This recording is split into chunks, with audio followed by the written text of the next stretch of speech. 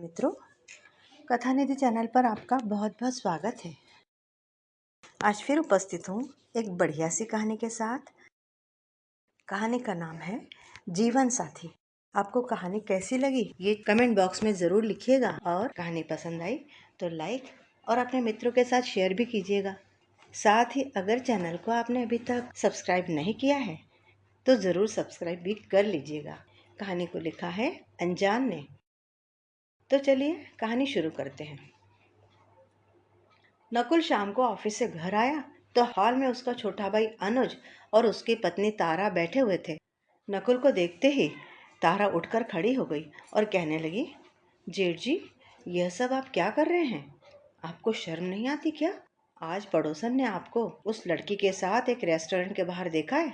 आप क्यों हमारे घर की इज्जत उछालने पर लगे हुए हैं? आप तो कुछ भी करते रहते हैं, पीठ पीछे सुनना तो मुझे पड़ता है ना। नकुल छोटे भाई की पत्नी की बात सुनकर स्तब्ध सा रह गया। पिछले एक सप्ताह से घर में तनाव का माहौल व्याप्त था, क्योंकि पिछले सप्ताह ही नकुल सुगंधा के साथ एक मूवी देखने के लिए गया था और संयोग से तारा ने उसे सिनेमा हॉल के बाहर निकलते हुए देख लिया था। सुगंधा का जन्मदिन था और वह बहुत जिद करके नकुल के साथ मूवी देखने चली गई थी। इस बात पर घर में बवंडर खड़ा हो गया था कि वह किसी लड़की के साथ क्यों घूम रहा है। जब नकुल ने बताया कि वो अब शादी करना चाहता है तो मानो अनुज और तारा को सांप सूंघ गया था। वे लोग नकुल से ऐसा बर्ताव कर रहे थे मानो कि उसकी अपनी कोई निजी जिंदगी हो ही नहीं। नकुल जब मात्र 19 वर्ष का था तभी एक दुर्घटना में उसके माता पिता का स्वर्गवास हो गया। उसके पिता ने लोन लेकर घर लिया हुआ था और नकुल के पास इतना पैसा न था कि वह घर की किस्त भर सके। इस वजह से घर उसके हाथों से निकल गया। उस समय उसका छोटा भाई अनुज 13 वर्ष का ही था। अब दोनों भाई ही एक दूसरे का सहारा थे। नकुल ने बड़े भाई का फर्ज निभाते हुए अपने भाई की जिम्मेदारी उठाने का फैसला कर लिया। उन लोगों के पास ना तो घर था, ना ही कोई संपत्ति थी। इसलिए ऐसे वक्त में किसी रिश्तेदार ने भी मदद का हाथ आगे नहीं बढ़ाया। ऐसे में नकुल ने ही दिन रात अलग अलग जगह नौकरी करके अनुज को पढ़ाया लिखाया। ऐसे में नकुल की विवाह की उम्र निकल गई और कोई भी ऐसे लड़के से तो अपनी बेटी की शादी करवाना भी नहीं चाहता था जिसके आगे पीछे कोई न हो और ना ही उसका खुद का घर ही हो। देखते देखते नकुल अब 45 वर्ष का हो चुका था। इसी बीच अपनी मेहनत के दम पर उसने एक छोटा सा घर बनवा लिया था। उसका छोटा भाई अनुज पढ़ लिख कर नौकरी करने लगा था और उसने छोटे भाई की शादी भी करवा दी थी। नकुल अकेला था तो वह अपनी कमाई का अधिकतर हिस्सा अपने छोटे भाई के परिवार पर ही खर्च कर दिया करता था। घर का राशन वगैरह भी वही भरवा लेता था। पहले की तरह ही सारी जिम्मेदारियां निभाता चला आ रहा था। अनुज अपनी पत्नी के साथ ज्यादा समय बिताता था। अनुज के 2 बेटे भी हो गए थे। घर भरा पूरा रहता था। नकुल भी संतुष्ट था कि उसने सारी जिम्मेदारी अच्छे से निभा ली।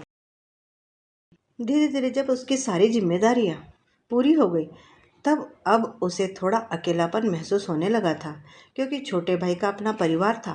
वो अपना फैमिली टाइम व्यतीत करता रहता था।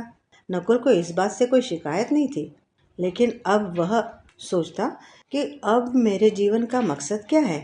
इसी बीच उसके ऑफिस में सुगंधा आ गई। सुगंधा के बारे में उसे पता चला कि एक बार उसका रिश्ता तय हुआ था, लेकिन उसके सांवले रंग के कारण फेरों के समय उसके ससुराल वालों ने दहेज में 10 लाख रुपए की मांग रख दी और तब सुगंधा ने शादी तोड़ दी थी। उसके बाद उसके बारे में ये बातें फैल गई कि लड़की बहुत तेज है, इसलिए उसके लिए कोई रिश्ता ही नहीं आया। अब सुगंधा ने अकेले रहने का ही मन बना लिया था।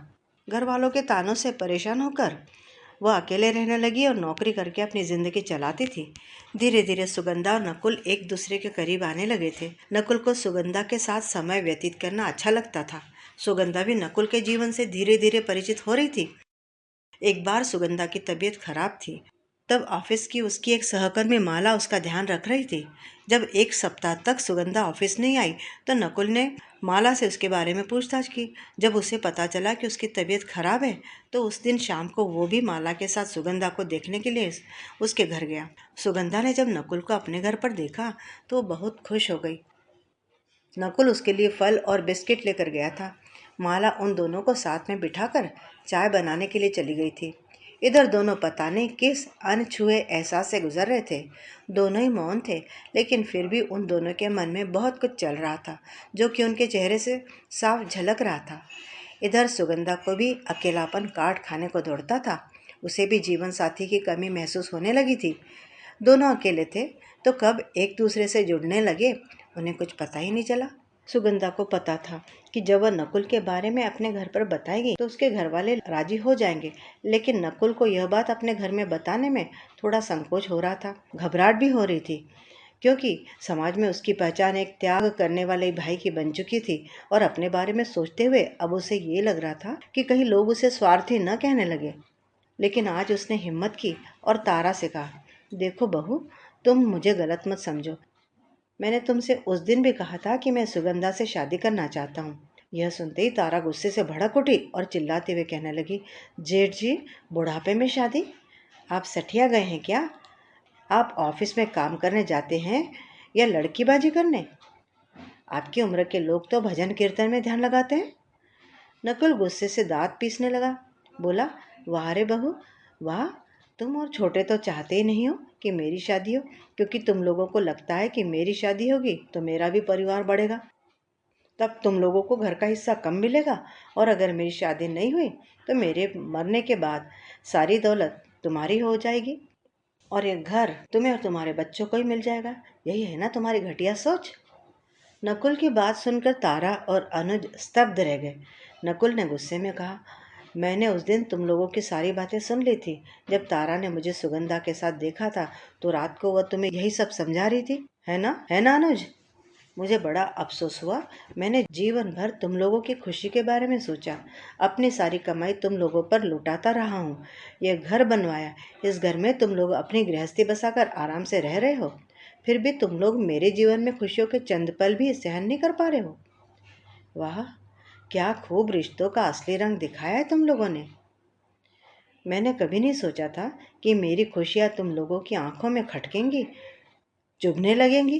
कहते कहते नकुल की आंखों में आंसू आ गए। वह गुस्से में अपने कमरे में चला गया था और उसने कमरे को भीतर से बंद कर लिया था। उसे किसी ने रात को खाने के लिए भी नहीं पूछा। वह चुपचाप कमरे में भूखा प्यासा पड़ा रहा। आज उसे बहुत तकलीफ हो रही थी। रात भर सोचता रहा। सुबह होने तक उसने एक कठोर निर्णय ले ही लिया था। अगले सुबह जब वह कमरे से बाहर आया तो अनुज और तारा डाइनिंग टेबल पर बैठकर ब्रेड बटर खाते हुए टीवी पर न्यूज़ सुन रहे थे। नकुल ने टीवी का रिमोट उठाकर टीवी बंद किया तो वह दोनों उसे गुस्से से घूरने लगे। नकुल ने उनके सामने बैठते हुए कहा, अनुज, तारा, देखो, मुझे तुम लोगों से बहुत ज़रूरी बात करनी है। मैं तुम लोगों की असलियत जान चुका हूँ, इसलिए रात भर मैं सोच सोच कर बड़ा दुखी रहा। मुझे बहुत दर्द हुआ, लेकिन रात भर में मैंने खुद को समझा लिया है कि दुनिया तो स्वार्थी लोगों से भरी हुई है ही। मैंने जो किया वो मेरा स्वभाव था, मेरी जिम्मेदारी थी, और तुम लोग जो कर रहे हो वो तुम्हारा स्वभाव है। मैं इसमें कुछ कर नहीं सकता, दोनों में से किसी का भी दोष नहीं है। मैंने अपनी तरफ से सब कुछ अच्छा ही किया, लेकिन मुझे लोग गलत मिले तो इसमें मेरी तो कोई गलती नहीं है ना। इसलिए मैं अपनी तरफ से तुम लोगों को माफ़ करता हूँ। यह सुनकर तारा और अनुज एक दूसरे को देखकर आंखों ही आंखों में इशारा करने लगे कि अब सब ठीक हो जाएगा। उन्हें थोड़ी घबराहट हो रही थी कि उनकी सच्चाई जानने के बाद कहीं नकुल उन लोगों के साथ कोई गलत फैसला न कर ले। नकुल ने अपना गला साफ किया और 2 पल के लिए खामोश हो गया। फिर आगे धीरे से बोला, मैंने तुम लोगों को माफ़ तो कर दिया है। इससे मेरे मन को बड़ा सुकून मिल गया। मेरी पीड़ा भी थोड़ी कम हो गई। लेकिन अब मैं तुम लोगों के साथ आगे और रह नहीं पाऊंगा। ये घर मैंने अपनी मेहनत की कमाई से बनाया है, इसलिए तुम लोग अपने रहने का इंतज़ाम कहीं और कर लो।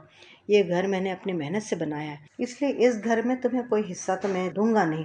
और आज तक मैंने तुम लोगों पर जितना समय और धन लुटाया उसे बहुत समझो, और यहाँ से जल्दी निकल जाओ। अपने रहने का कहीं अलग इंतज़ाम कर लो। इतना कहकर नकुल ने अपने हाथ जोड़ लिए। वो उठ खड़ा हुआ और घर से बाहर कहीं जाने लगा। फिर जाते जाते वह पीछे मुड़ा और लौट कर आया। अनुज और तारा के चेहरे से सारे खुशी के रंग उड़ चुके थे।